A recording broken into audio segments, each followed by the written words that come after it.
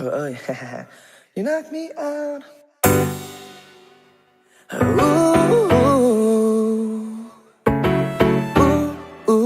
Ooh, yeah, yeah, yeah. Trời ơi, you knock me out, you let me down. Oh yeah, listen to me. Say chưa, baby em hãy nghe bài hát anh viết cho em bằng những lời ca từ trái tim. Ayo, ayo, Hãy lắng nghe một chút thôi. xinh chưa? Chưa một giây nào anh để quên hạnh phúc cho anh chỉ riêng mình em thôi. Ayo, ayo, You can say no, no, no, no, no. Bữa hôm nay trời nắng to, chỉ cần em muốn sẽ mưa đừng có lo. Và nếu đêm khuya nhiều lắng lo, anh sẽ kéo mặt trời lên cho. Xinh chưa? anh yêu em đến điên đầu mà anh lại thấy như thế nó rất ngầu. Dù là anh giờ đây phải hóa thành bé con, anh vẫn chỉ yêu bà nội của anh thôi. Anh yêu em đến điên đầu mà anh chẳng muốn thấy em phải âu sầu. Nàng là mây là mưa là sao là gió bay. Ok em là bà nội của anh.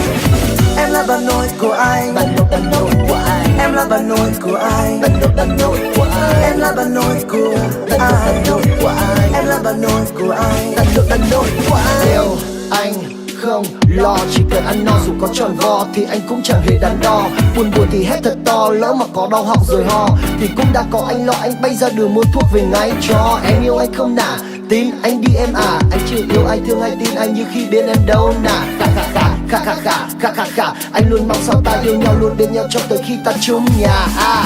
Lỡ hôm nay trời nắng to, chỉ cần em muốn sẽ mưa đừng có lo.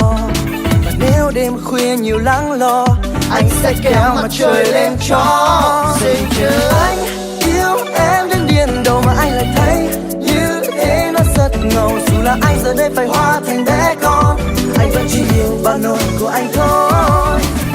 Anh yêu em đến điên đầu mà anh chẳng muốn thấy em phải âu sầu. Nàng là mây là mưa là sao là gió bay. Ok em là bà nội của anh. Em là bà nội của anh. Bà nội của anh. Em là bà nội của anh.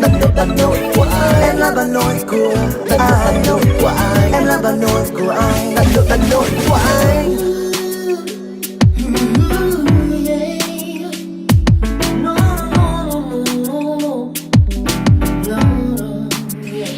Xinh chưa? Anh yêu em đến điên đầu mà anh lại thấy như thế nó rất ngầu. Dù là anh giờ đây phải hóa thành bé con, anh vẫn chỉ yêu bà nội của anh thôi. Anh yêu em đến điên đầu mà anh chẳng muốn thấy em phải âu sầu. Nàng là mây là mưa là sao là gió bay. Ok em là bà nội của anh. Em là bà nội của anh. Bà nội của anh. Em là bà nội của anh. Bà nội của anh. Em là bà nội của Bà nội của anh. Em là bà nội của anh. Bà nội của anh.